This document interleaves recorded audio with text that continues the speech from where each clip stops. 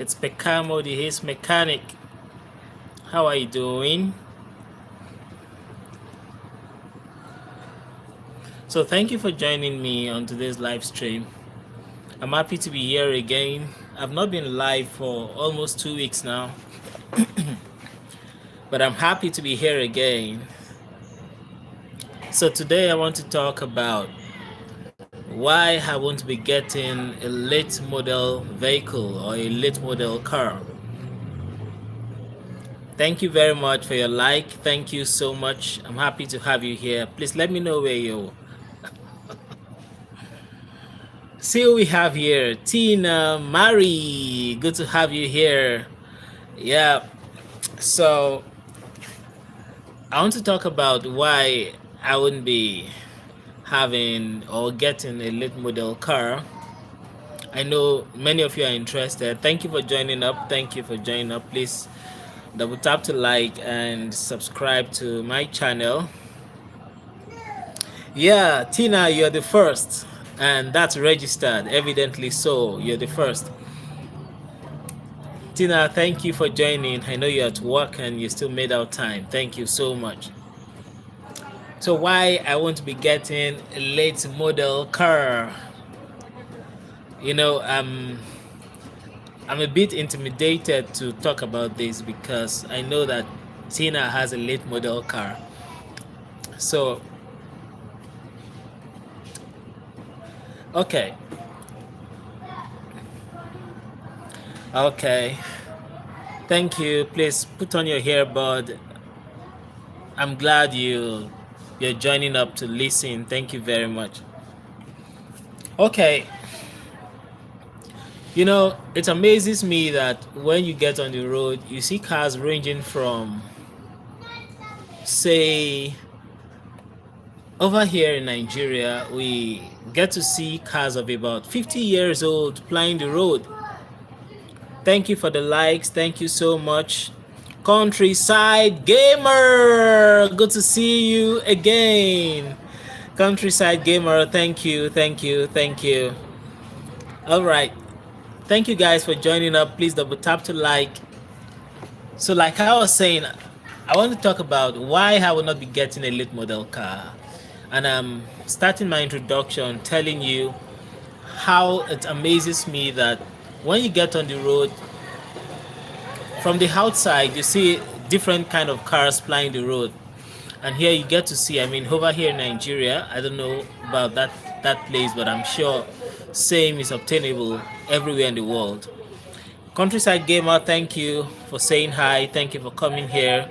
Guys, thank you for joining this live stream. Please double tap to like and don't forget to subscribe. I would really appreciate that support from you. So on the road from the outside, sitting at a corner, maybe on a tall curb, and observing the traffic, you see different kind of cars going by. A lot of cars speeding, swooshing the hair across your ears, and just be like, oh, all of them are moving. They're just all moving vehicles. All of them are shaped in different, you know, they have different kind of shapes. They have different kind of looks, different kind of, you know, some are boxy, some are curved, but you see them all driving forward. You know, you see the sedans, you see the hatchback, you see the buses, you see the trucks, the crossover SUVs, the actual SUVs, you see the semis, the articulated trucks, you see all of them plying the road, the tankers. They have one thing in common. All of them move by themselves. I mean, with the aid of a human control, but they all move. But it is, in most cases, the difference between an old car and a new car is when you get inside. Then you start to see the discrepancy between the experiences that are obtainable from a new car, different from an old car. And now it amazes me so much that I can get a used car. Let me just say, I believe I'm tapping into the reality. I want to use my destination country as an example. I like the US, so and I know that many people are, familiar with the US. So in the US, I believe you can get a used car for maybe a 15 or 20-year-old car for, let's say, 800 USD. Yeah, I think I'm right that you can get such. Please, you guys can tell me if I'm wrong. And if I want to get a 2026 model car, those cars have started to come out. They've been rolled out, maybe a few months after the middle of this year. So you start having cars for 2026 already coming out.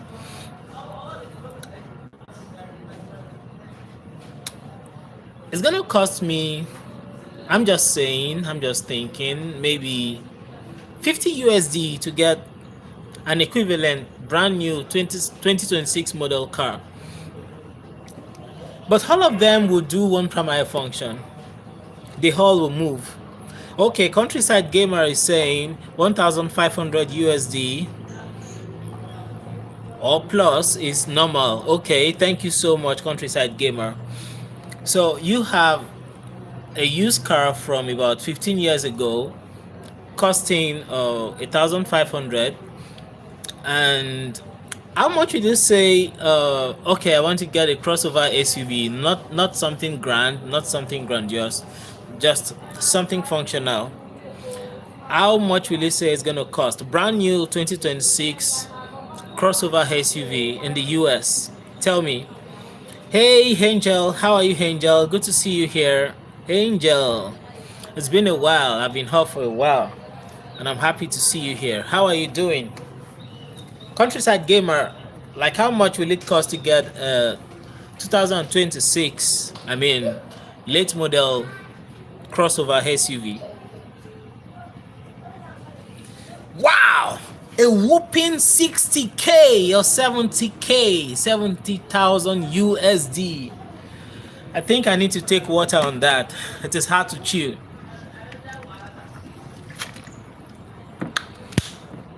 70,000. That's crazy. I can't imagine, but I would assume that 70,000 USD is maybe some people's annual income in total before tax and every other bills are paid. So why will I have an option of getting a 15-year-old car? Okay, Angel, you said you're here and not here, and you said you're doing okay. What's very important is that you're doing okay, and I hope you continue doing okay. I'm so happy you're here. Thank you for joining. So why will I have the option of getting a car for 1,500 USD and rather go for a 70,000 USD car when all they will do is to move me from point A to B regardless of the distance? At least a 15-year-old car is still decent and will give me a good ride experience, maybe a little bit of road noise. Yeah, I know I'm still gonna spend quite a bit more to fix it. There will be some things I'll need to fix in such a car, a car that I've been driven for 15 years. Possibly I'm still gonna spend maybe about another 1,500 USD to put it in shape, to make it good and functional for me. So possibly I'll have to do that. So let's say I spend 3,000 USD to get it into shape, to get it registered and everything, and I get it on the road. Okay, thank you, Countryside Gamer. Countryside Gamer is saying, I have a 1998 Jeep Cherokee and I got it for 1,900 USD and it does great. Can you beat that? Come on, tell me, can you beat that? Oh wow. The fact that it says it is 1998 Grand Cherokee Jeep and it is just 1,900 USD and it does great, seals it up. It buttresses my point big time. So that's what I'm talking about. Look at the difference. I mean, in terms of cash, the difference in the cost of what I can put into something else and how put it in another car that is just still going to do the same thing. Let's say in the case of Countryside Gamer, the same thing a 1998 Jeep Cherokee is going to do. All of them are still going to drive on the road. They're still going to turn where you need to turn. Okay, maybe some added advantages, which I'm going to mention very soon, but all of them can still be done manually. So I can save some bucks, get some other things done, buy a car for cheap, spend a little more to keep it in order, and finally I get to drive on the same road legally with a 70,000 USD vehicle. Isn't that interesting? That's interesting. Okay, Angel is saying filing some things. Okay, changing princess is cool. Okay, that's good. That's good. So what I'm trying to say is the primary reason is not for you to feel comfy, it's not for you to have a cushy seat, it's not for you to, have hand-tailored leather. It's to get you from point A to B safely and legally so, without incurring any, penalty from the road marshals or from the traffic law enforcement or whatever you have over there overseeing traffic management. So that's the point. So Countryside Gamer is saying the old cars are cheaper to fix too. Yes, the older cars are cheaper to fix. That's a given. And if you live in my destination country in the US, you have access to a lot of parts, whether OEM or just OEM grade but not manufactured by the OEM, or a third-party grade that's still standard, or something in between. You still have access to those parts. They still move. They're still sold. Prestige Plug, thank you for joining. Please double tap on your screen to like this video and don't forget to subscribe. I would like you to give me such a support. So Prestige Plug is saying I have 1999 Acura CL 2000. Okay, sorry, I missed that. Acura CL 230,000 miles, runs better than newer cars. Can you beat that? Can you beat that? Yes, that's the point. So it still runs well at 230,000 miles on the clock. Can you imagine? And it runs better. It puts your mind at rest and it costs you lesser. You know what? This is awesome to know, and I'm so happy that quite some other great guys are buttressing my point.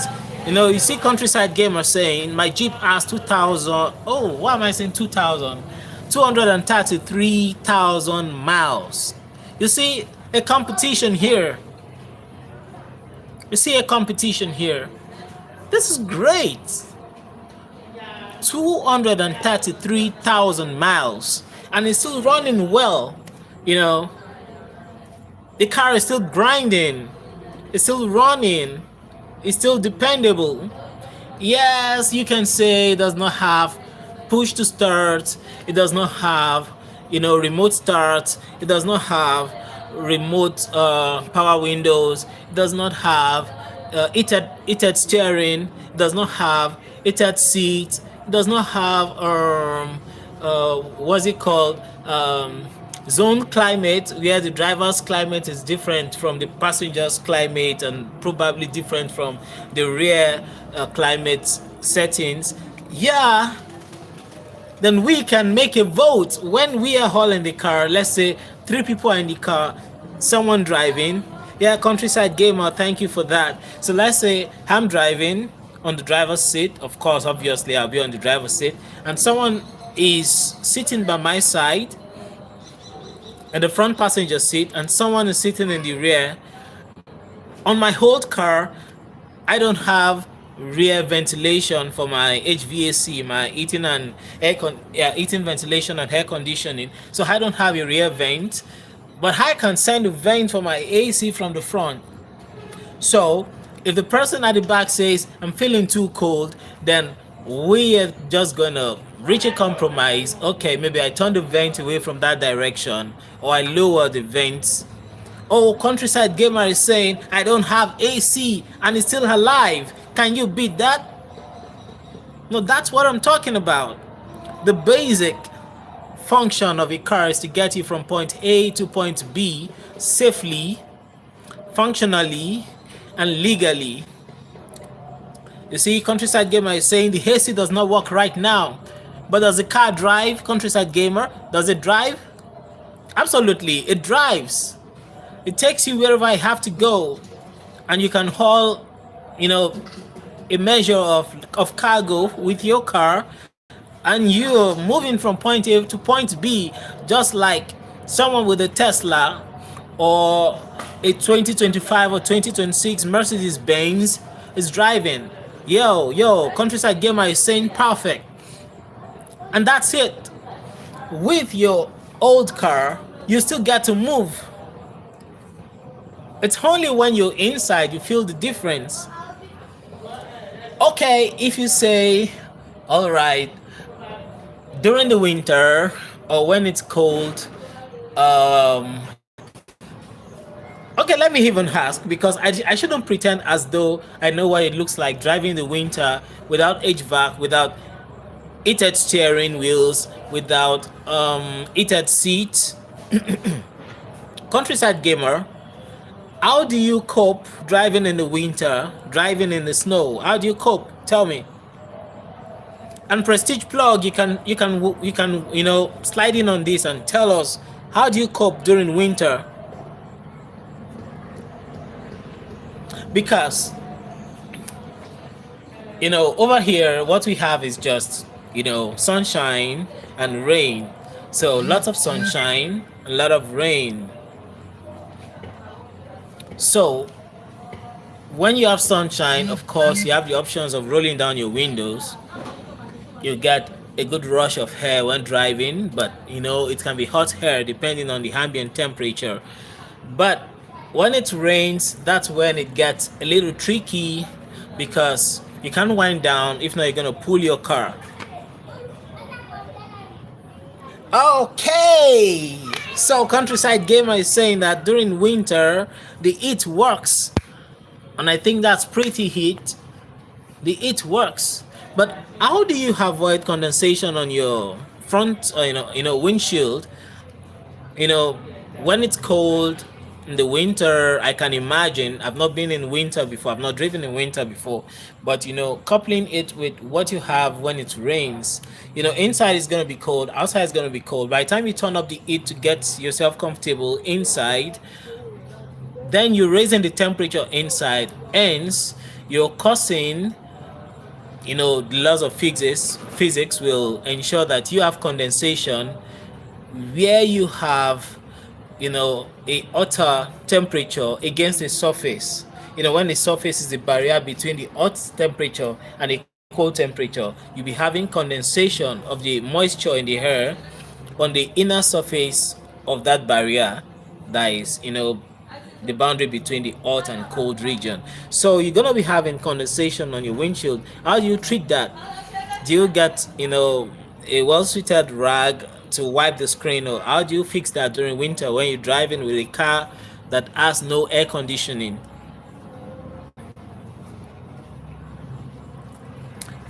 So from what Countryside Gamer is telling us now, his car, out of HVAC, which is heating, ventilation, air conditioning, he has he does not have the air conditioning. He has the air condition plus the heating. As a matter of fact, he has the heating, he has the ventilation, he has the air condition, no conditioning, but condition, a particular condition. So I think that's great. He has it, almost all of it, but not the total. Is only missing the chill, from the vent. So that's interesting. So if the hit works, and Countryside Gamer has been driving for a good while, for a couple of years, and I think anyone can survive too. And I'm sure there's a grandma, watching from somewhere around the world that also rocks a lovely old car that doesn't have air conditioning, and the shit works. It works well. So instead of putting that money into your mortgage, okay, Countryside Gamer has given us an heads up. So it says open the windows or don't turn the heat up much, but the defrost is the only mode that works for both. Okay, so me in my innocent mind frame forgot that the cold during winter is not necessarily from water running, you understand. It's not rainfall, so it's snow, and mostly people won't drive during snowfall, but they can drive after the snowfall has come and has stopped. So you have everywhere cold. You can turn down the windows a bit and turn up the heat just a bit enough to keep you warm, but not too much to cause a lot of difference between the temperature outside and inside. Oh, that's great. That's great. So Countryside Gamer says that works for both on my car. So he has figured out a way of doing that, and that's interesting. That's lovely. That's so lovely. So that can work. So this is not just for people in the temperate regions of the world like Nigeria. It's also for people in the cold hands of the world. You can save some bucks and turn it into your mortgage, or to buy a house, or to build a house, rather than just waste that money. Oh, not waste. Yeah, it's your choice and I respect it. It's good. But rather than just invest, is that even an investment? I think nothing in a car is really an investment, because it is going to always depreciate, even if you do it with the dealer or whoever you do it with, it's still going to depreciate. So rather than just turning that chunk of money into a car that is going to depreciate, the car is going to depreciate in value, and whatever returns or exchange in terms of cash you're going to get from that money, I mean from the car, it's still going to be a depreciated one. No profit. So instead of turning that chunk of cash into something that is going to depreciate, why not turn it into something else and take only a little fraction of it and pour it into cars? Yeah, Angel says cars don't have an increase in value, which is apt. Cars don't have an increase in value. No increase in value. As a matter of fact, you pay homage to your car, you pay tax to your car, it needs to drink some fuel, and you need to change the oil periodically. Maximum, if you're lucky to have an engine that is in good condition and can still use a synthetic oil, then you're putting in synthetic oil, and the most greedy you can be is to run your synthetic oil for 1 year, but you still have to change it after a year. And the funniest thing is that when you get so greedy and change your synthetic oil after a year, no matter the quality you call it to be or you claim it is, you're still going to have some problem arising from delaying your oil change. Because don't forget, if you delay changing your oil, let's assume it's the best oil in the world, imported from Mars. Your oil filter cannot handle that long, interval before change. So it's still going to incur a lot of issues trying to, run your car, and you run into a lot of expenses at the same time. So in my own view, it's the reason why I would rather stick to my old car until I can afford a modern car. So don't get me wrong, I like modern cars.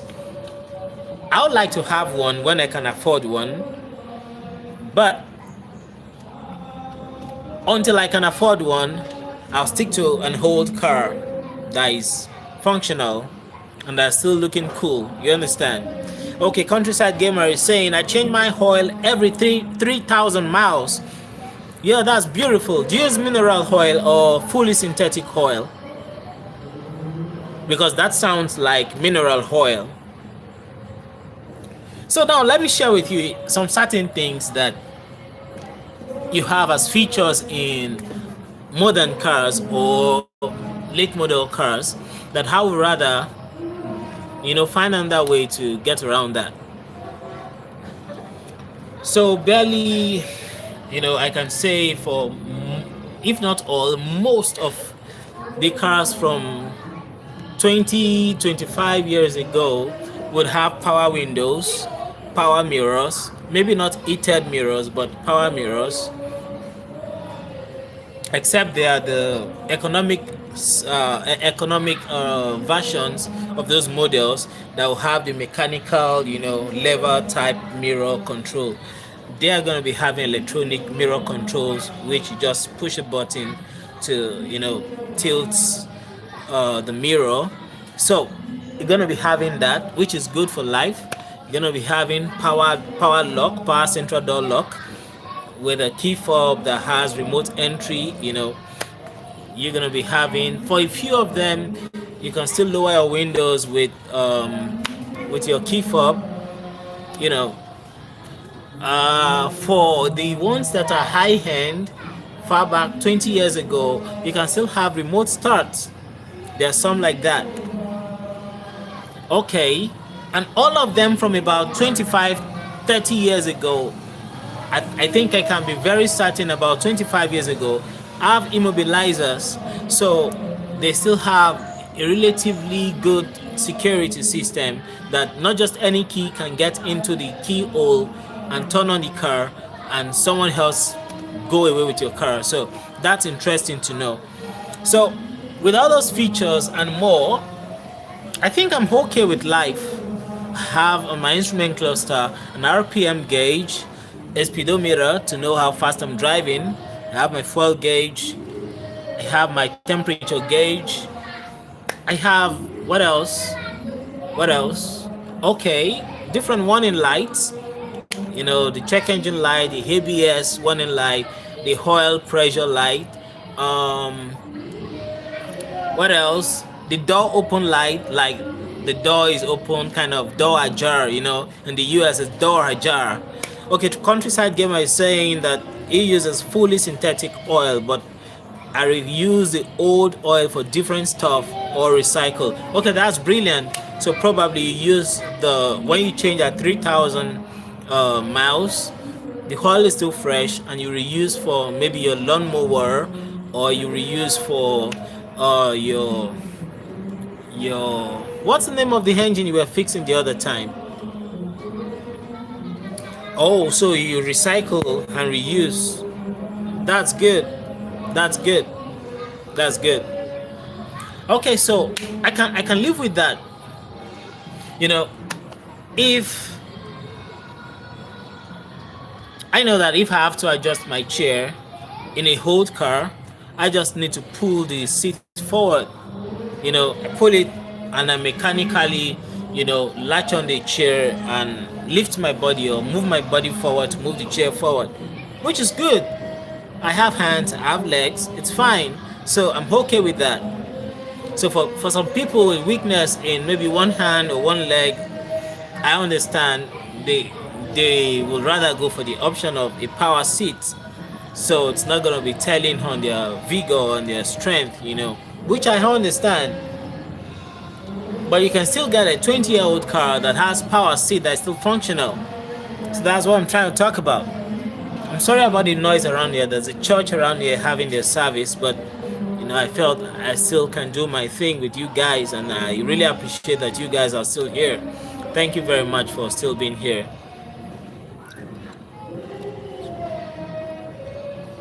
Oh, Countryside Gamer, I am rebuilding a LS3. It's a 6.0 liter engine. Wow, it's a V8 engine, 6.0. That's a fuel guzzler. Like, I'm sure it drinks fuel in 2 canisters. I mean, from 2 canisters, like it's. Wow, that's a beast of an engine. You know, Countryside Gamer, I owe you one. You know, I'm supposed to still go back to your channel and, you know, catch up from where I left off, you know, following your progress on that rebuild. You're doing a good job. You're really doing a good job. And guys, you can go check out Countryside Gamer. Check the videos he has there. He's very industrious and he's doing a lot, you know. I like the fact that he's resilient and determined about getting that car to work. So that's very good. Wow, with a V8 having a 6.0 liter engine, you still have 14 miles per gallon. That's still good. You know, thinking about the strength and the torque and the, you know, power the engine is gonna put out, 14 miles per gallon is great. I mean, it's great.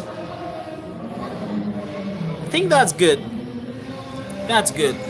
But you know, when you finish rebuilding the engine, you still have to test to confirm that you still have that much on the engine. I mean, the fuel consumption rate, to be sure it's still like that, because that's very paramount. So you know the rate to which you use fuel, and you know where you need to take the car to or not. Like if you have to use it for some certain things or use your other car for that.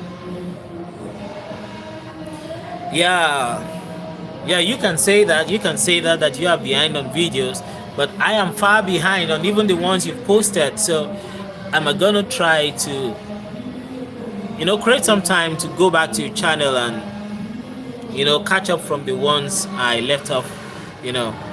So you're doing a very great job.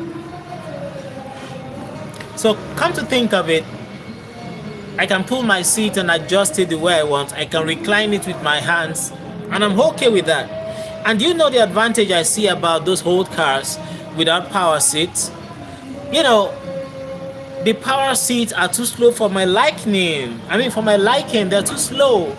So you press and you wait and the seat is going forward. It's too slow. You know, but with the old style, old school type of, you know, seat movement, I can just pull it and grab it at the pace I want. And I'm okay with that. So that's what I'm trying to say. Okay, Countryside Gamer says that is the best, and it will get me on the highway. Normal MPG is 10 miles per gallon, which is still good. You know, if getting gas is not your problem, it's good. It's good.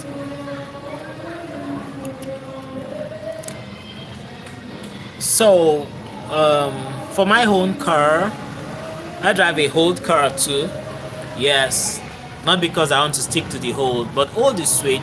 But at the same time, like I told you earlier, if you're gonna give me a late model car like a 2025 or 2024 or 2023 or even a 2026 car, I'm gonna take it with Thanksgiving and drive it a bit and figure out if I can maintain it. If I can't maintain it, then I either work harder or I use it for a bit or a little longer, then I'm gonna have to sell it. But that should not stop you from giving me a car if you want to give me a car. So Countryside Gamer is saying gas is $2.90 a gallon. Interesting. $2.90 a gallon. That's good. $2.90 is good. So I learned that the American gallon, you know, over here we use liters, so I'm not very familiar with gallons. And you know, for everything the American standard and unit and metrics is different. So a gallon is gonna be about 3.5 liters, like I learned. So that suggests you're having, let me say, almost 70 cents per liter, if I'm not mistaken. So something around that, 70 cents per liter. Come to think of it,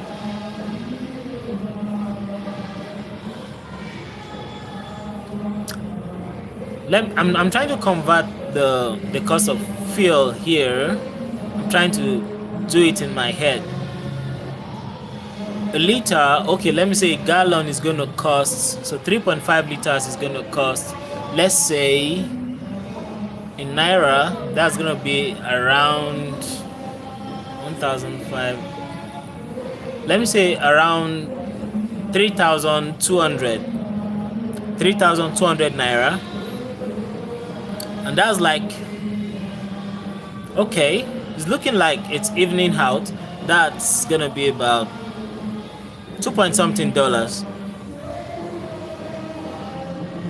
So probably fuel price is cheaper here, I guess, a little cheaper. Oh, so you say, or it is up to 3.2 USD, that's $3.20 a gallon, depending on where you get it. So I guess you're talking about whether it's a lead-free fuel, premium, and whatever have you, you know. Okay, that's interesting to know. So the fuel price here and there is almost the same thing. I get it. Okay, so it's still good, you know. 10 miles per gallon is still good.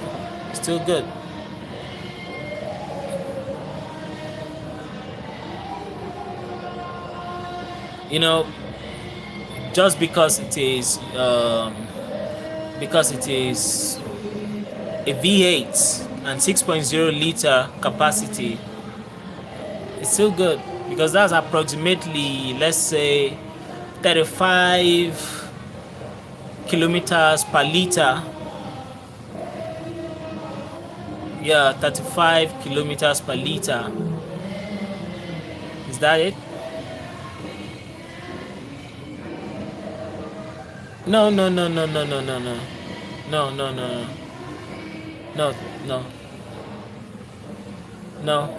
My mathematics is wrong. Angel is saying, I'm still here but not here.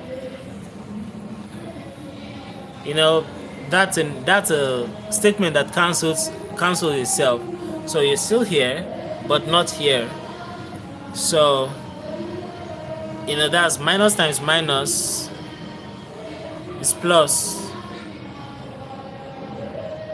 So you're still here. And if we do minus plus minus, okay, plus minus,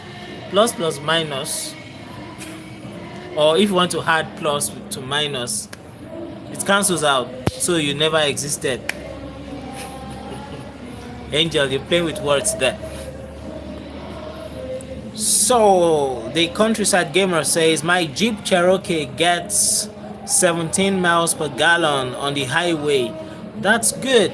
On the highway, it's good.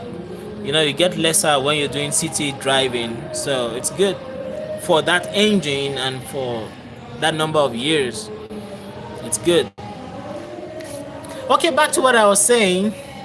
Okay, Countryside Gamer is saying something else. Say, I have a friend that gets 60 miles in the diesel car, a whooping 60 miles per gallon. Wow, that's awesome. That car is gonna pass for a daily ride, you know, a daily driver, because it's gonna save big time on fuel. And if I get it right, I think diesel is cheaper over there, right? I guess so. I guess diesel is cheaper in your country.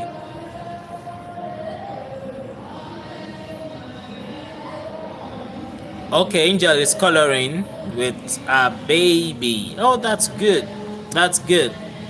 Make sure you color well and don't splatter color all over your body. You don't want to make yourself the new piece of art. Alright guys, thanks for joining this video. Thank you so much. Don't forget to double tap to like. Yeah, I can see you guys there, but I can't see your likes. Please double tap to like. Double tap on my face to like this video. Thank you as you do that. And don't forget to subscribe while you're at it. While you're here, don't forget to subscribe. And also don't forget, I would appreciate if you can let me know where you're watching from. Where are you watching from? Let me know where you're watching from.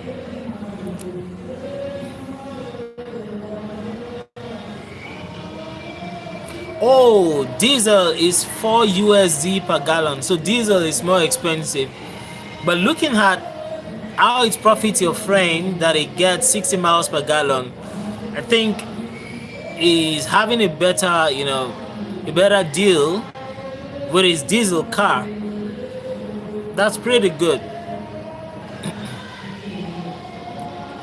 Okay, Angel says we're using pencil. I wouldn't dare use paint with her. Okay, that's smart. That's smart.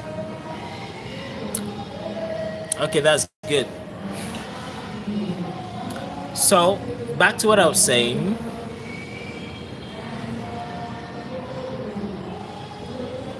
If I need myself, something to warm my hands when driving. Yeah, Countryside Gamer, yes, he is. He's having a good deal. Yeah, true. If I need to warm my hands, I can make do with some gloves, so my hand don't catch cold. I mean, don't get cold easily. Can make do with some gloves. And I can always rub my hands, rub my palms together and make some heat and save some bucks. Oh my God, Tina Mary is still in the building, still listening and still nodding and nodding her head and say, that's good. Thank you, Tina, for being a strong supporter. Thank you so much for being there. Angel is saying I don't have washable paint here anymore, so we don't do painting. Oh, that's good. That's good. It would be funny if you go use a non-washable paint and you splatter it over some, preferred garments. It's kind of crazy. Yeah, Tina Angel is saying, hey. All right. So back to what I'm saying. I know that modern cars, late model vehicles come with, a lot of traffic assist or drive assist features like lane assist or like the radar protection where it tells you when you're getting close to another car in front of you or if another car is getting closer to you. I know these features exist. Angel Tina is saying hey. She's reaching out, saying hello. So I know those features exist. But what are my highs for crying out loud? If I don't have myself some money to buy a late model car, I have some highs, and I think I still got some grease on my highs and their socket, and they can still turn and glance at my mirrors. I can check out my wing mirrors and see what's happening on my side, and I can, extrapolate to envisage what's on my blind spot. I can have that. So I can use my rear view mirror to see what's coming up behind me. So I can be myself for myself. I can be the radar or the laser or whatever sensor that's going to track what's close to me or not. So my grandpa has been doing that. I am doing that. A couple of other guys are doing that. Some good ladies on the road are doing that. So I can do that. You can do that and save yourself some bucks. So if you don't have so much money to buy a late model car, instead of lavishing it on a car that's going to give you the lane assist feature that helps you not to leave the lane, why not train your senses to be able to keep you in the lane and train your hands to be able to keep you in the lane? That makes a lot of difference. That's going to, make you more accurate, more precise, less lazy, and at the same time, while at it, you're going to be saving a lot of bucks. That's sweet. That's good. You know that. So you can have your mortgage paid out in no time, much faster and that's good. So that's just what I'm trying to say, that if you have to consider weighing the options, all of these cars are going to take me from point A to B, and if I want to make it up to point C, they're still going to do that. So why pay for so much? I mean, pay so much for the same basic function?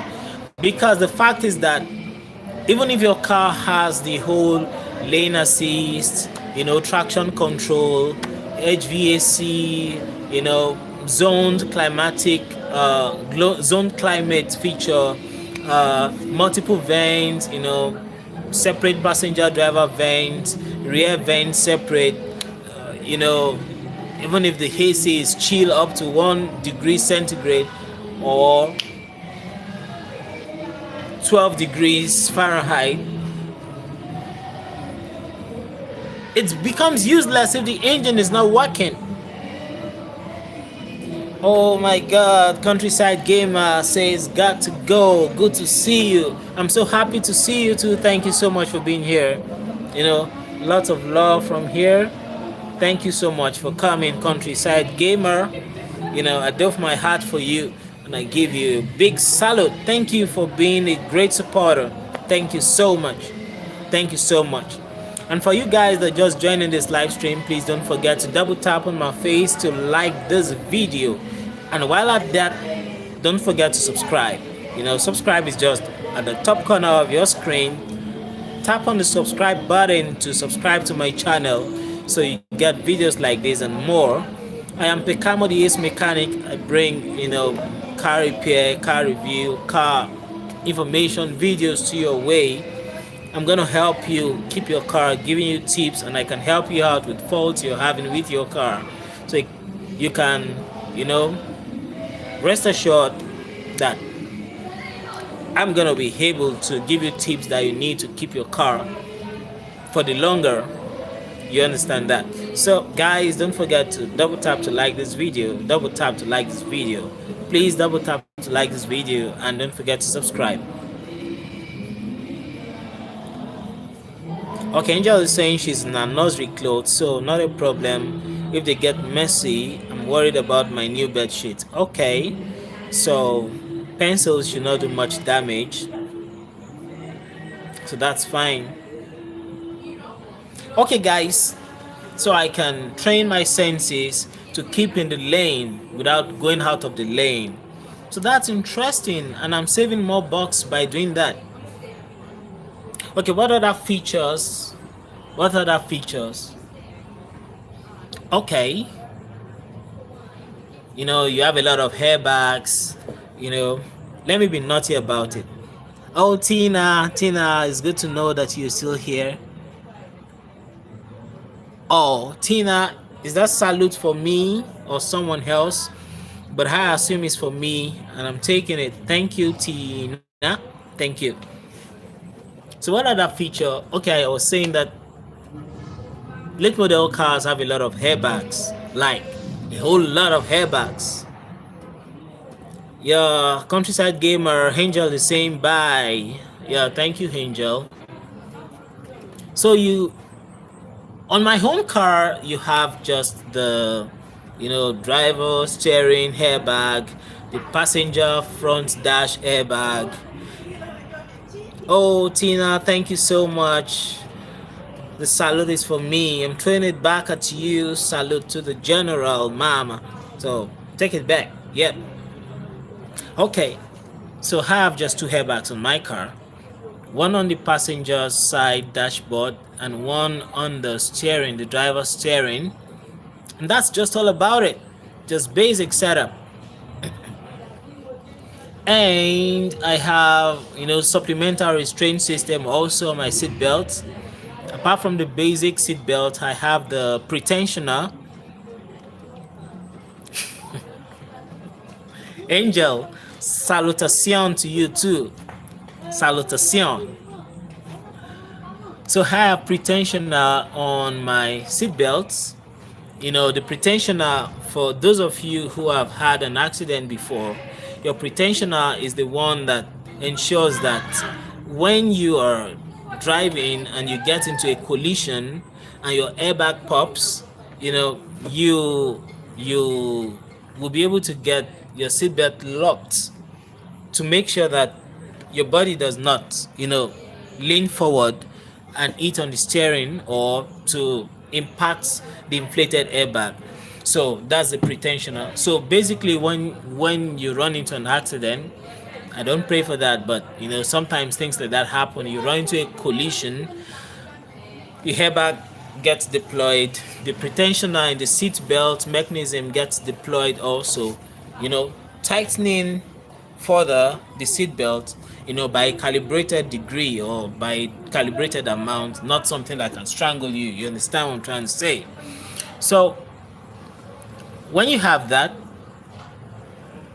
after the accident, you have to go change your seat belt, like the whole assembly, so that you can have a free seat belt again, because it's gonna be stuck. You can't use your seat belt again. It's gonna be at that level. Probably you have to gonna cut it or sever it with a razor blade, or you're gonna kind of sneak yourself out or find a way of unbuckling it and getting out of there.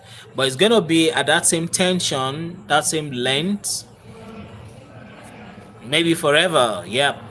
So until you replace the old seatbelt assembly. So I have that, and late model cars also have that.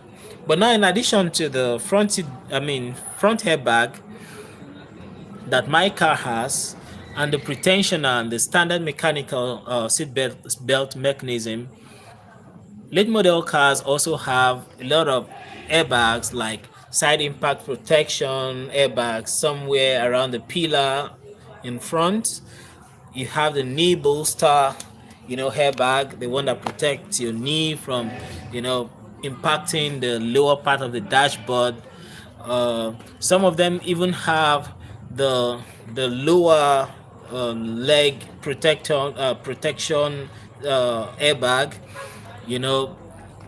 that's present somewhere around the sidekick panel to protect your ankle or the lower side of your leg from eating somewhere on your car. Some also have the side of the seat. They have airbag on the side of the seat somewhere around here to protect here. So you have a couple of airbags like that. On one side, maybe on the driver's seat, some cars have up to 4 or 5 different airbags. So it's amazing. All of these are to cushion life and protect you and your vital organs as much as possible. But like I know, that of course it's an accident and nobody planned for it, and when it happens, and probably there's nothing you can do about it.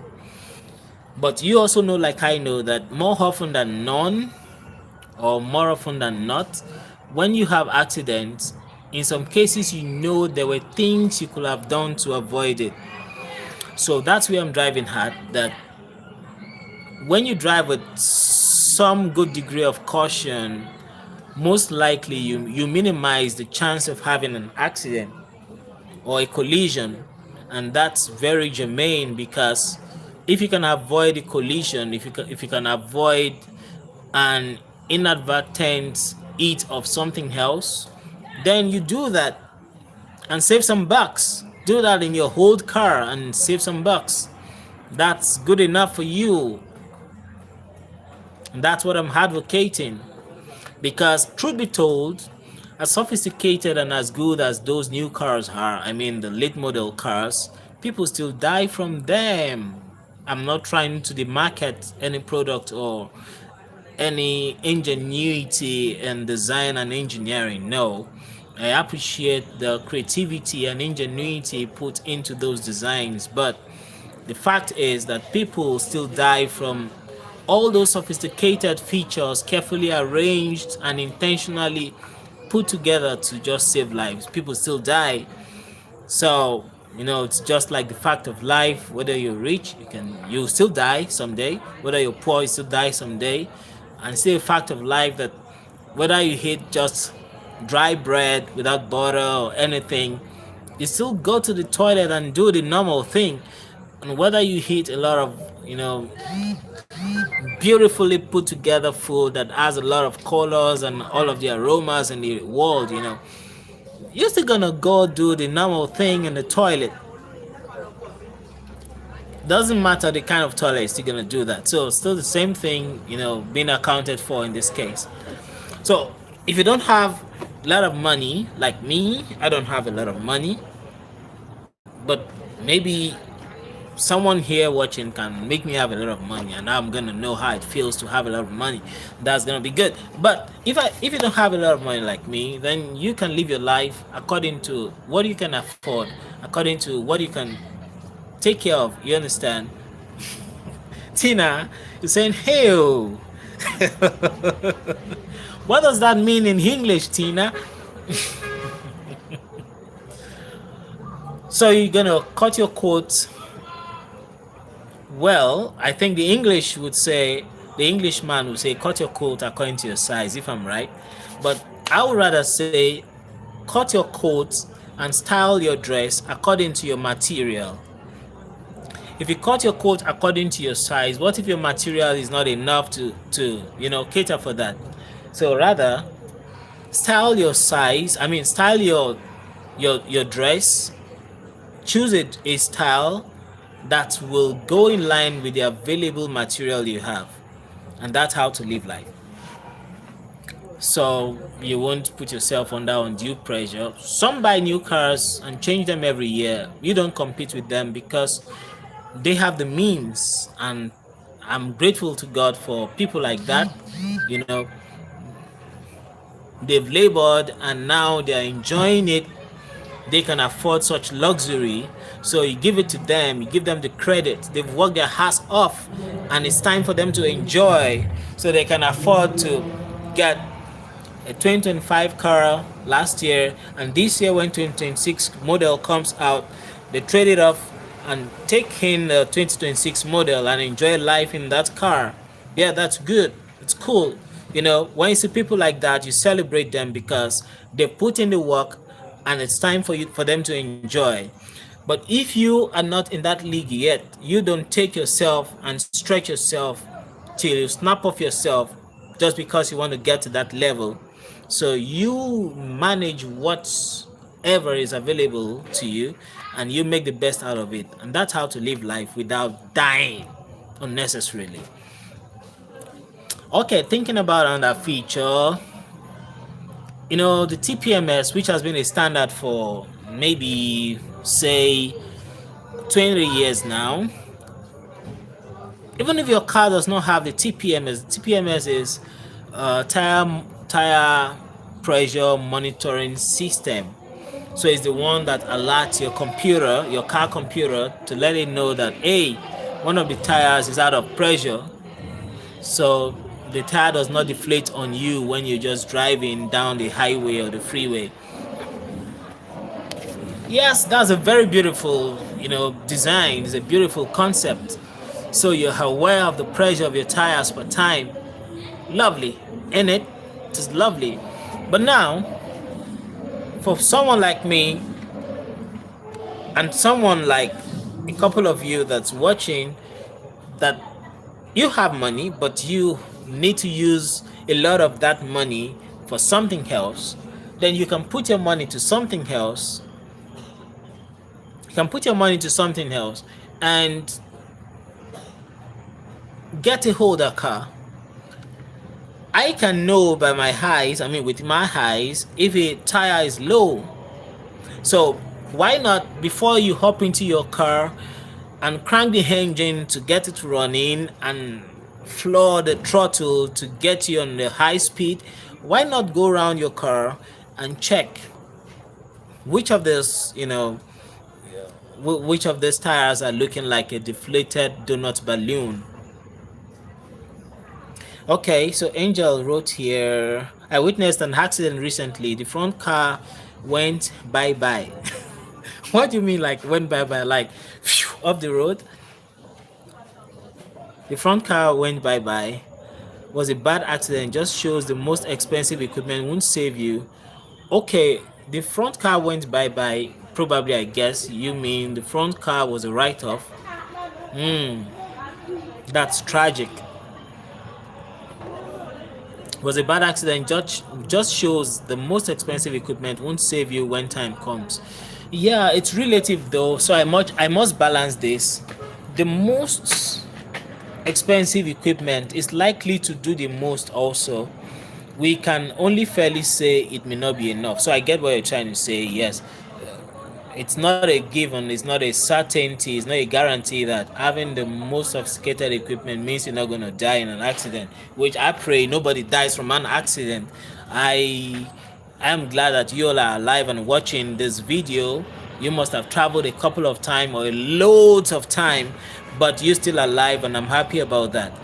I don't want anybody to die in any accident, but just saying, because it happens every day. It's even happening right now somewhere around the world, even somewhere in your country. It's happening right now. Somebody is dying from an accident right now, and our thoughts are with them, and we hope that things like that won't happen again. But it's just so constant that things like that will not respect our wishes. They will happen, but within the most that you can give to it to ameliorate or control such situation, do your best. And that's my own advocacy. So Angel is also saying rightly, but I want to be fair, that the sophisticated equipment, they are doing their most, they are doing what they're designed to do, but we can only say maybe they are not doing, they are not able to curtail the eventuality that's happening. You understand? Okay, so Angel is still saying driver was intoxicated and drove into the barriers on the motorway. Oh my God. I can imagine ramming into a solid road median, those barriers when construction is happening. That's gonna be very, very fatal. It's gonna be fatal. Sinamari says, like travel. I'm missing that. Can you help us understand what you're talking about, Tina Mary? What's like travel? Or you like traveling? Maybe Tina is saying she likes traveling. T-bone accident. What's me of T-bone? Sorry, educate me a bit there, Angel. So Angel is also saying it's one of the reasons why I won't go in the car a lot. Angel, you're having some kind of fear, some kind of phobia for the car. Is it automophobic, or how are we gonna coin that out?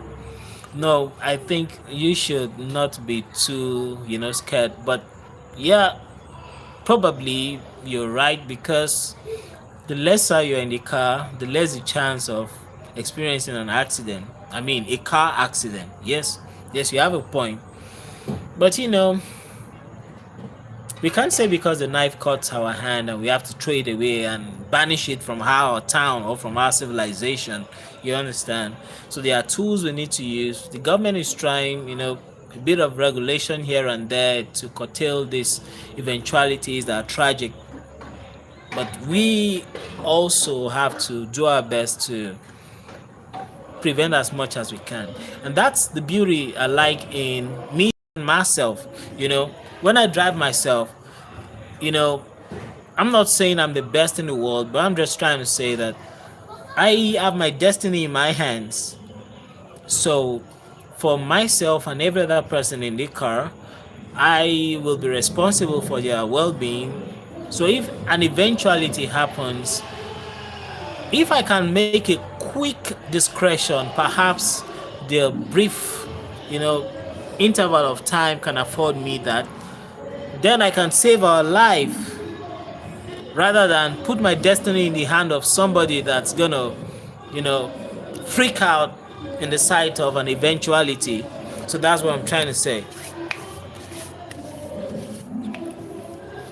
Okay, Angel is also saying when it comes, okay. Angel is saying only travel if is a must. Okay, you only travel if it's a must. I get it. When it comes to time that I start driving, I probably will never enter motorway.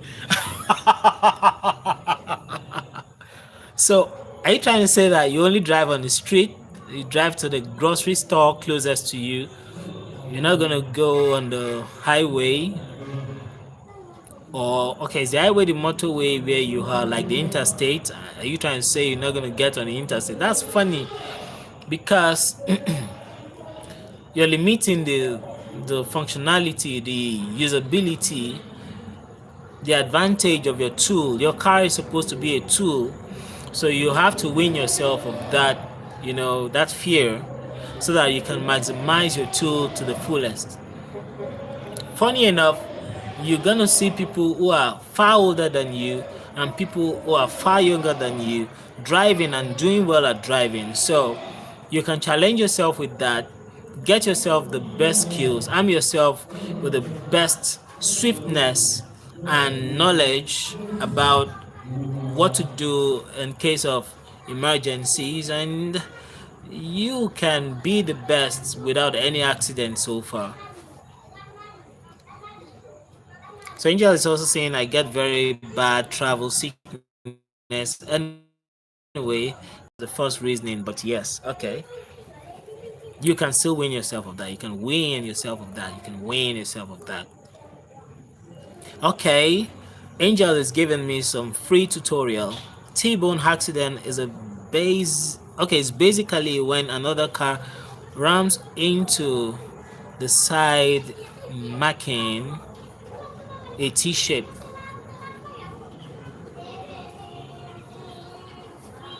Okay, runs into a side, making a T-shape.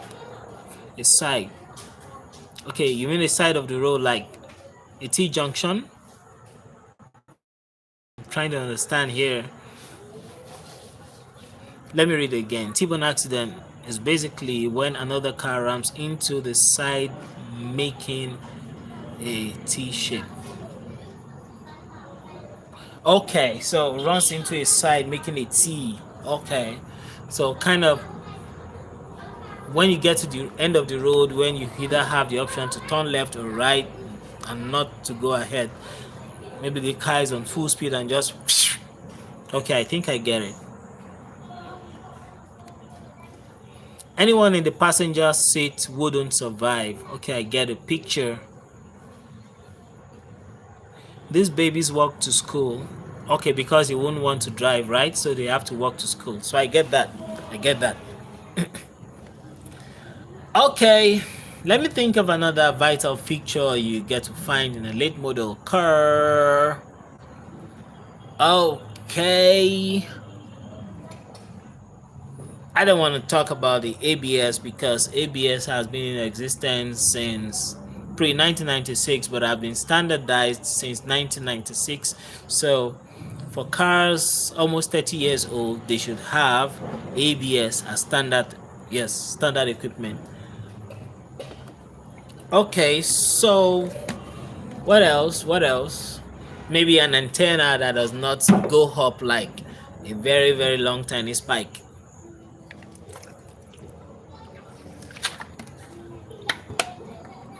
So rather than have the old school, pole antenna, gonna be having a shark fin antenna or an antenna that you can't see from the outside that is gonna be lined up with the body somehow. That's good. If I have a pole antenna, which is the old school type, does not stop my car from running. So it's the choice that my money could afford. So it's not your choice. I'm sorry. So that's what I have. So I'm gonna make good use of it. So that's my own demeanor about that. What else? Which other feature? Okay, maybe an Android radio. Yeah, if you can afford a Android radio like Android infotainment system, you can upgrade. There are a lot of them from China. China is doing the world some good by producing, custom infotainment system for cars. Some even have HVAC control, so you can latch onto that and make your car comfy in that wise. What else? Maybe some high precision headlamps. Okay, with maybe projector style headlamps, LED headlamps. You can upgrade your headlamps to some good HID or high performance LED, so that's good enough. So the options are limitless in that wise. What else? What else? What else? What else? Let me think of something, you know, pristine, something out of the box, something special. Okay, so Angel is saying, I cannot drive yet, so they walk. Big kids take public transport. I will have to take motorway if I start the job I have been given. Oh, that's good. That's good to know that you have a job and you are willing to take the motorway to your job. That's good. So Angel is also saying, due to the facts, I will have to go into the city every morning. That's interesting. So because of a job, you have to go to the city. You don't have a choice.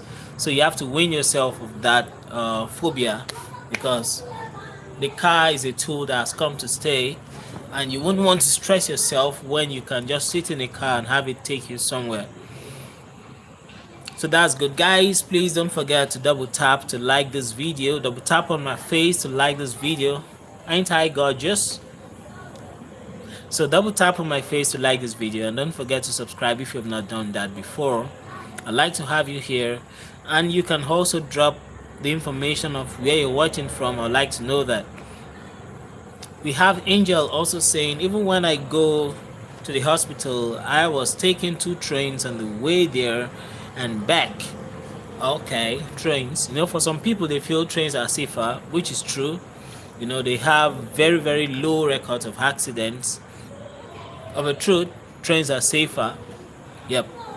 But the accidents, when they happen, they are very disastrous.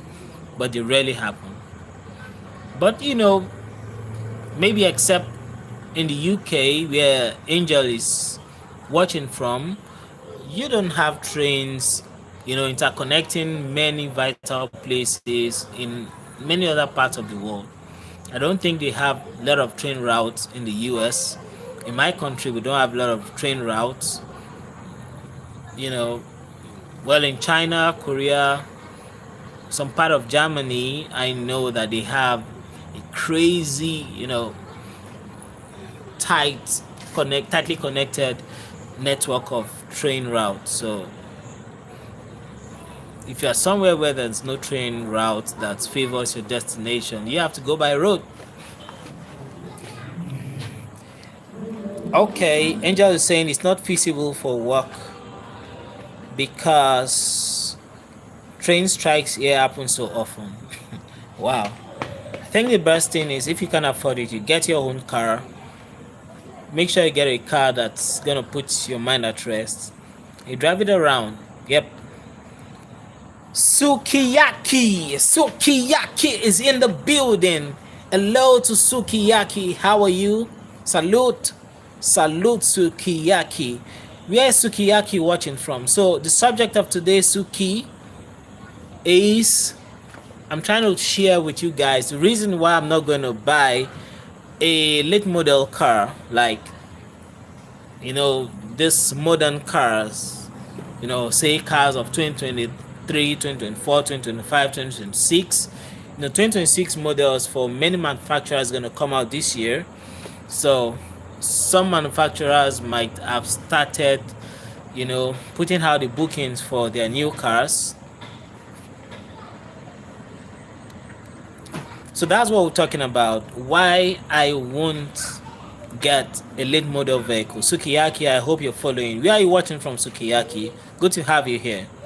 So Angel is saying, I haven't seen any train accidents or have been aware of any, but if you're claustrophobic, you're done for. What's claustrophobic? Please, I need some tutorials on that. Alright, let me look for another feature that you find in a late model vehicle. Yes! Okay, Angel, thank you for that tutorial that you're offering for free. Claustrophobic is fear of tight space. Okay, probably talking about the fear of being jam-packed in a bus. I get that. Oh, Sukiyaki, thank you so much. Thank you so much. Yeah, of course. I'm here because of you, and you're here because of me. Where are you watching from, Suki? Where are you watching from? That name sounds like a Japanese name, Sukiyaki. Yamamoto, Sukiyaki, Toyoda. You know, it sounds like a Japanese name. So Sukiyaki, where are you watching from? Angel is saying your dictionary will start charging very soon. Oh well, I'll keep using the trial version of the dictionary. You know, I'll uninstall it when I I finish using the trial version and start asking for money, and reinstall like a fresh user again and use the trial version. I'm gonna beat that. Angel is saying, okay, Sukiyaki is saying, I would not buy a new car ever. Well, don't say ever. I think you should say for now, and that's my own mindset. Because the reason why I'm not gonna buy a new car is not because new cars are not good, but because I can't afford it for now. And by saying I can't afford it for now, speaking broadly, if I want to be sincere, I don't have the money for a brand new car. I mean, for a late model brand new car. But let's assume that I'm not that poor.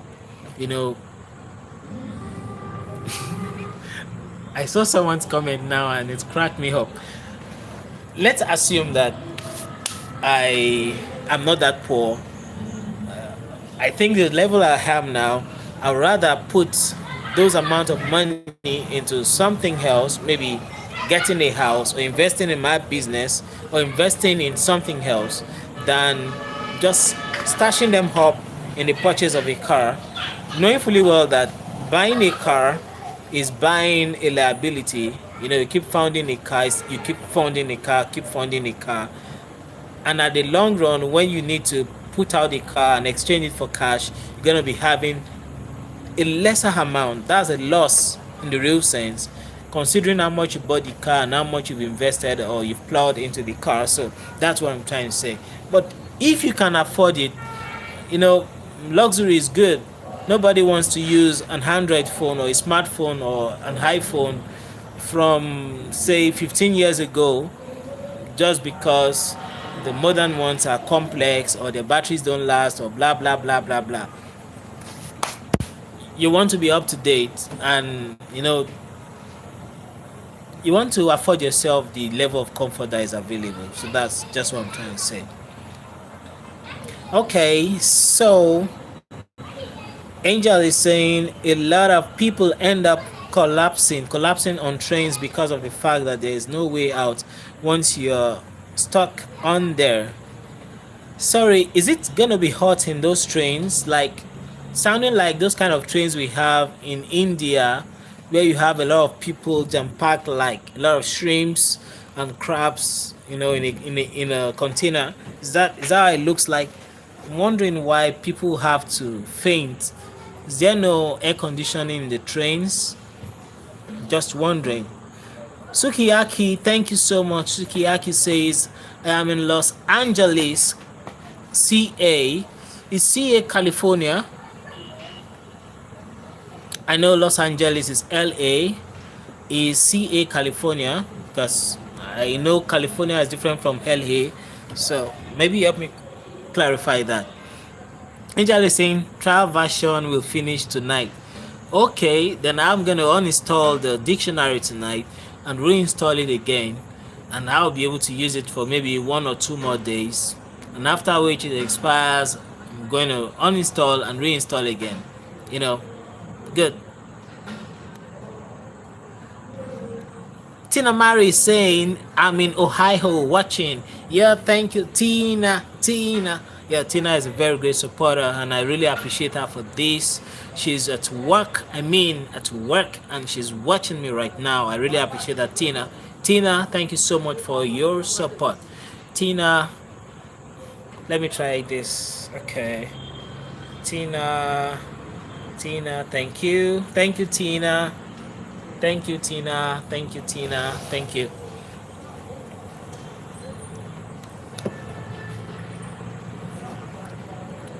Angel says, I will charge you even if you try uninstalling. Then I will get my friend who is a software engineer to crack the application, and I'll use it for free for life. That's gonna be interesting.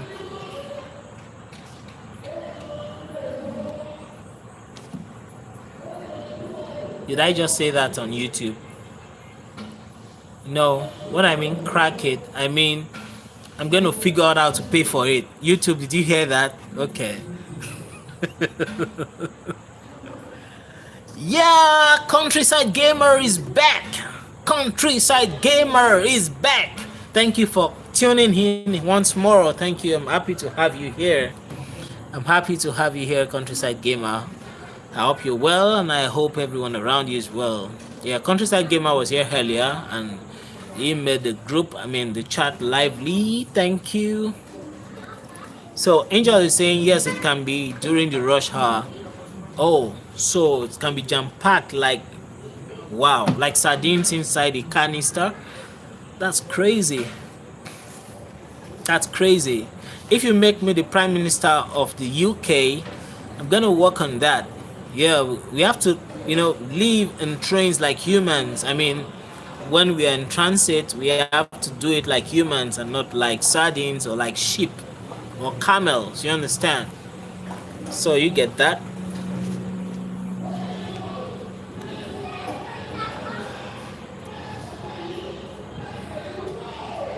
Oh, okay. Angel is giving me a free tutorial.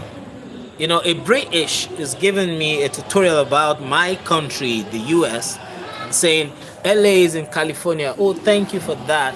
LA is in California. Okay. I'll put that somewhere in my memory space. Thank you for that, Angel. Oh, Tina, thank you. I can see a lot of fresh love. It's like love salad. Thank you so much for that. Thank you so much. Thank you so much, Tina. Thank you so much. Angel is saying you've done the heart. Yeah, I did it for Tina. She was there watching all the way. As a matter of fact, she was number one. She was the first person on this stream. She will have, retained her crown, but she has to be listening while working.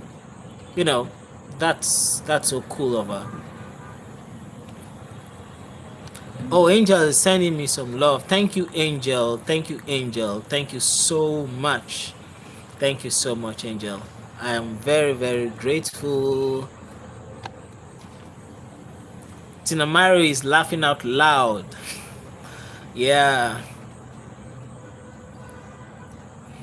Angel is saying, Pekamo, be careful. Don't let the mouth trouble you. Which mouth?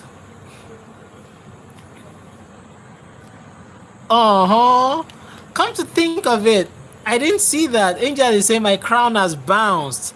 That's interesting. Tina has reclaimed her crown. That's good, Tina. Good work. But Angel, thank you for being here too. Thank you so much. Sukiyaki is saying ever and ever. Like, Sukiyaki is meaning a statement that he will never get a late model car ever. So he's saying ever and ever. I think there's an emphatic stress is placing on it. Ever and ever. All cars are being made so only dealers can repair. No regular home mechanic can repair the newer cars. The newer cars need to be put in service mode and computer reprogrammed when parts replaced. Yes, you're very right. You're very right. A lot of BMWs and Benz are like that. Like, they try to make it look like, the Tesla kind of style. For the Tesla, it's not as though the parts are not available in China, but you don't know the part you're looking for because they are the only ones that supplies it. And you have to reprogram most of the parts when you replace them in such kind of cars. and immediately there's a fault code generated by your car computer. In a Tesla, for example, it sent a message to the manufacturer that, hey, I have this problem and I have to be fixed. And I think an invoice is generated to you to approve the payment so that it can be sent to you, or it's going to direct you to a dealer that is going to fix it for you. So I understand that. Sukiyaki, I understand that. But it's not all late model cars that goes through that. No, not all of them. But you get a lot of features packed into late model cars, a lot of beautiful features, and I bet you're going to enjoy those features. So if you can afford them, if you can afford those kind of cars, you can get them. You can make your research and know those that were made by, greedy intentions, such that it keeps you coming to the dealership every time.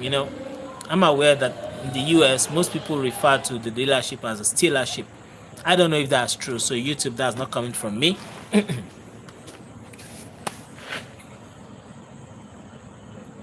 Okay, Sukiyaki is confirming that CA is California, like I thought.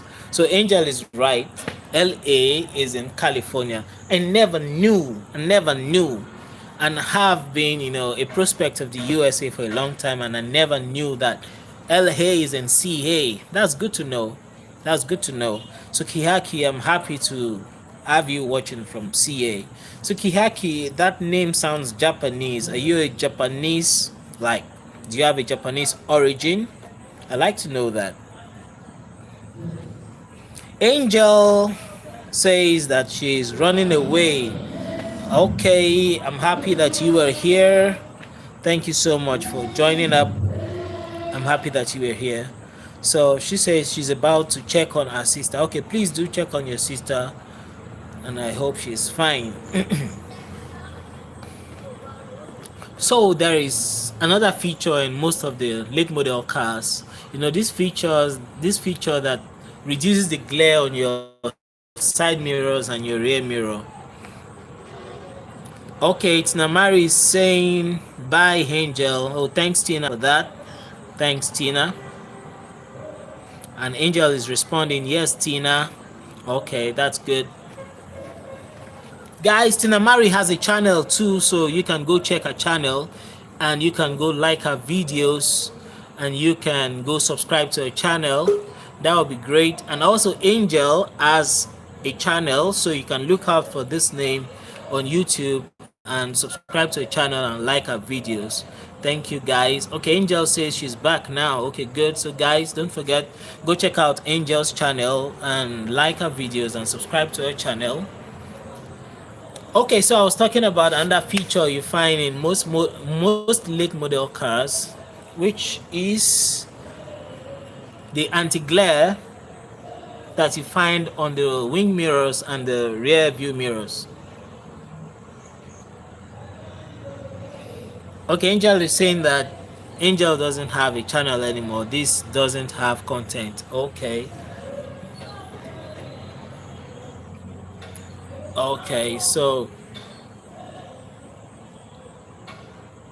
it's a different name that has the content now. Okay, I get it. Maybe you put the name down so that those who can show you support can go there to show you support. All right, I was saying that the anti-glare feature on the mirrors functions mostly at night.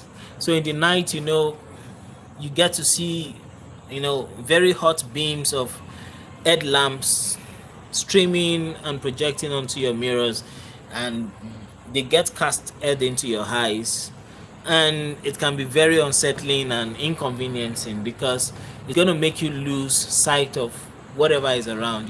Seeing a very hot beam of light in the midst of darkness, you won't be able to place every other thing that you're trying to see by the side of the road via your wing mirrors or your rear mirrors. So those anti-glare, they have this mode that can be activated that will make the glare to be reduced, like maybe cut by 60%. So you only see the lights. It's going to kind of dim it, you only see the lights as a light and not a very offensive beam of light to your eyes. So for such features, what I do is in the night I lean away from the glare of the headlamps, at a certain angle that I know a car is there from my wing mirror or my rear view mirror, but I lean away from it straight into my eyes, because whether you are looking at it or not, it's going to be projected into your eyes, and it can make you even lose vision of what you're seeing in the middle of the road through your front windshield. So you want to avoid that. So I kind of lean away from it. When I need information of what is on my left, I lean back, get information of, okay, this car is this close, is on my side, it's trying to overtake, or it's just, staying by my wing. Okay, I know where it's at now. So I lean away and I keep driving. I can do that. I've been doing that for years, and I've been fine driving in the night. So that's good. And for my headlamps, they came with this incandescent headlamps, this yellowish white kind of headlamps that are very hot, that kind of regular style headlamps. And I upgraded it with very expensive LED headlamp bulbs, and they're doing pretty well. I can see well at night. So what your late model car is going to see is what I'm going to see. Maybe you can see it a little better, but I can see it well too. So I'm good.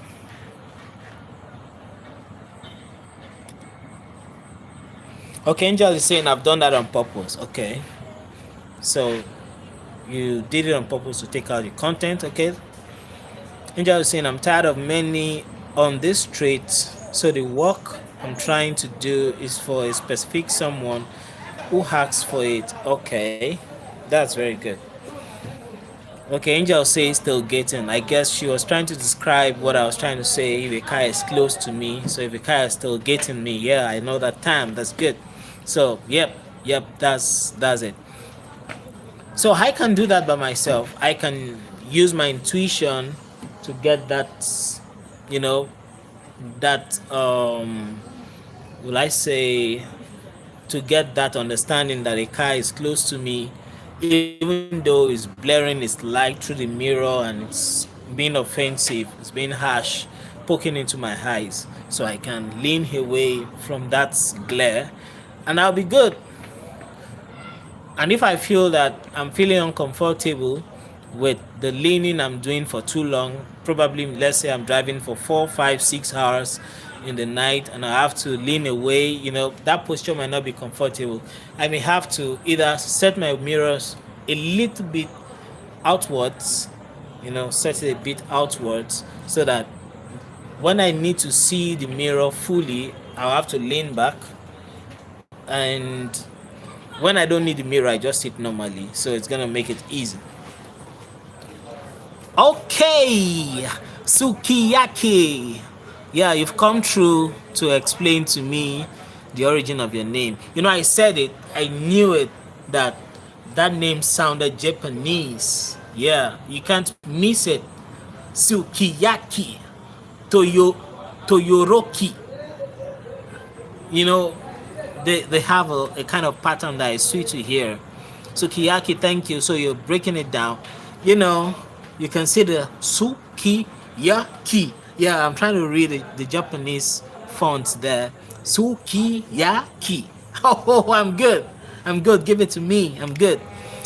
Okay. So it's a popular Japanese hot pot dish. Wow. So suki, you mean you're a hot pot dish. Something that should be hidden, hidden, Sweet. That's good. Okay, hot pot dish that we slowly grill or simmer. Well marbled beef. Oh wow, never heard that expression before. Well marbled beef. Okay. Alongside vegetables, tofu, and mushrooms in a shallow cast iron pot. Oh wow. That must be a special delicacy. So, suki you are a special delicacy. It's good to know. It's good to know your special delicacy. I hope you're adding a lot of nutrients and vitality to the world around you. That's good to know. Okay, let me think of another feature. We're winding down on this session. We have, a couple scores of minutes, or rather a couple dozens of minutes. Sukiyaki, thanks for breaking this down. So, what other feature? What other feature? What other feature? What other feature? Somebody tell me one more feature you can find in a late model car. Somebody watching this is using a late model car. Maybe one or two or three people watching this is using a late model car, or has been or has driven a late model car before. So can you let me know one more feature I've not mentioned that excites you in a late model car? Let me know. So Angel is opening her mouth in awe. Okay. And at the same time, she's opening her mouth agape, and she's having tears go down her cheek. Okay. And I can see her holding her hands, her eyes in her hands. Okay. Actuating the vision with her hands. That's good. Okay. Tina Mary is giving us some insight. Oh, Tina Mary is saying one other feature is that it goes from automatic to manual with a button. With a button. Okay. That's interesting, that it goes from automatic to manual just with a button. That's interesting. Somehow you can't physically actuate that with your mind. Okay. But most automatic transmission, the traditional ones, can still do that, but not with a button. You have to actuate a lever, push it to a different mode, which is also sweet. You have the feature. So rather than just press a button, maybe giving it maybe a 0.05 pound push, you have to pull a lever with maybe, let's say, 0.5 pound pull. So that's nice. It's easy. It's a trade-off that is doable. So I like that feature. Thank you, Tina Mary. But it's doable. And now in my car, I drive a stick shift. I can, make myself consoled that when I drive my stick shift, which is a manual transmission, I can, acclimatize or kind of condition my mind that, hey, Pekamo, you are driving an automatic transmission, and you are the automatic, computer module that is controlling the operations of the automatic selection. So I'm doing that with my hands, but I'm changing the conditioning of my mind that, hey, this is automatic, and having no stress doing that. So I can have that conditioning and yippee, I'm good. And as a matter of fact, I don't have to think what gear I'm going into, because having drive the stick shift for a very long time, I know what gear it's supposed to go to when I need some certain effects while driving. So I think I'm having that feature, and I'm the one controlling it. And the computer is not telling me, hell no, you stepping on the throttle and you can't go this fast. Or, okay, you stepping on the throttle asking for a lower gear, but I'm sorry, I can't give you that now. That's the problem you have, with drive-by-wire vehicles, where the throttle is not actually a throttle. It's just an actuator or a switch telling the computer what you want. And the computer can argue with you that, hey, I'm not ready to give you that now. The floor is wet, so the traction is poor, so I can't let you accelerate beyond this level. So you got to have things like that happen. But when I'm in control, I am in control. You know, I'm the manual and I'm the automatic. I'm the alpha and I'm the omega. I do everything my way with my energy, with my intuition, and I get the driving done well. Isn't that interesting? So Angel is saying migraine, so I'm gonna go. Oh, I'm sorry. You have migraine. Oh, sorry. I think you have to rest your head and maybe you take a pill that you know would solve that. Sorry about that. Sukiyaki is saying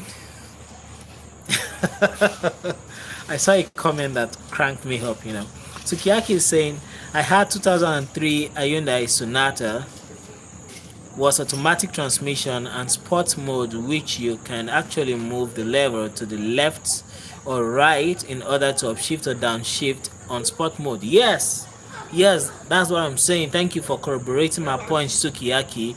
So you can go to manual mode in most automatic transmissions and still go back to automatic mode. And the beauty of it is in many cars you can interchange the mode, you can switch the mode anytime, whether you're driving or not, whether you're on drive or you're on the highway speed, you can do that anytime. So it makes it interesting.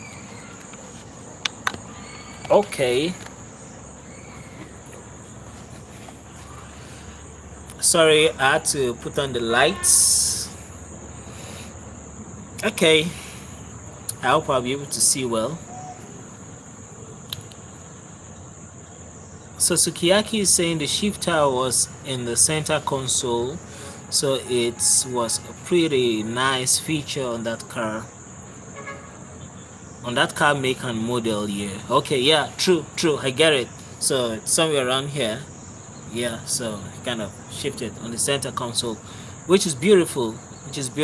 As far as the feature is there, you know, somehow the amount I'm saving in cash to me justifies every other stress or every little stress I have to put into actuating something in a different way. So I think I'm cool with that.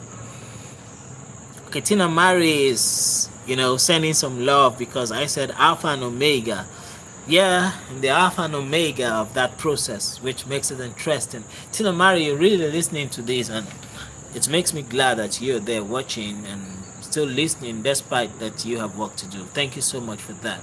Thank you so much for that. You know, another heart for you. Another heart for you. Thank you. Okay. So let me think of another feature. Okay, I just thought of one now. Yes. You know, on the older cars, when it's raining, like not really raining heavily, maybe it's drizzling, you know, when you put the wiper setting to the first step, which is mostly intermittent, your wiper speed is just going to be low, like a low speed, a pre-programmed low speed. So just go vim, vim, you know, vim, vim, something like that. And whether the rain is consistently that low or a bit much, it remains on that pre-programmed speed interval.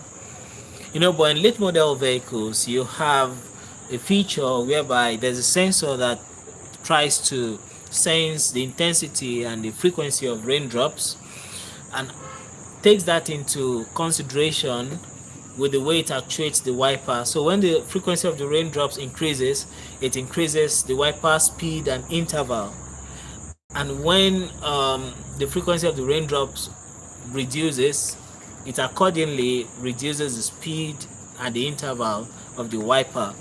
So that's cool, that's interesting. But you know, I'm here to gladden my heart and not spoil my mood that I can't afford that kind of car. And how to buy a older car and how to switch on the wiper when the rain is faster and switch it off when the rain stops and increase the wiper speed when the rain is more heavier and put it to the highest when I have a kind of cat and dog style rain. So I can do that by myself.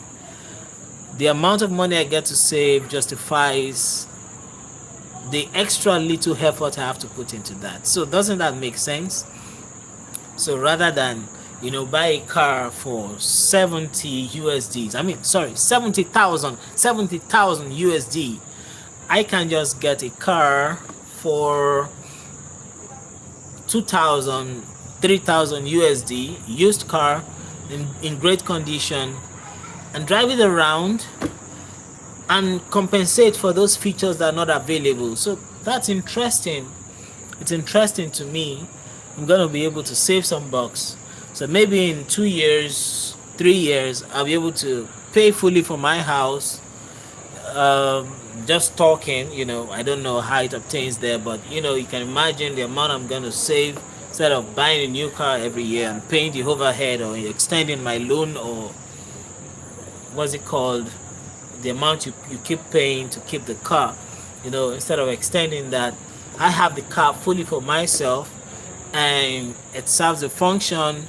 It makes me happy. It takes me here to there to here, and I still have a lot of money to save to get my mortgage fixed, sorted. So it gives me joy. I can even give it a good paint job and have a sleek looking car and still get other expenses being sorted. So that's just my view about it. But don't forget, my view is subject to the level I feel I am now, financially. So I can still change my view sometime later. If I can afford a late model car, the latest car, I will definitely buy it. Okay guys, now we've come to the end of this live stream. Thank you so much for joining. Unfortunately, my battery is on 0 and I have to go now before it shuts down. Guys, thank you. I appreciate you guys. Tina Mari, Angel, Sukiyaki, Countryside Gamer, thank you all for being here.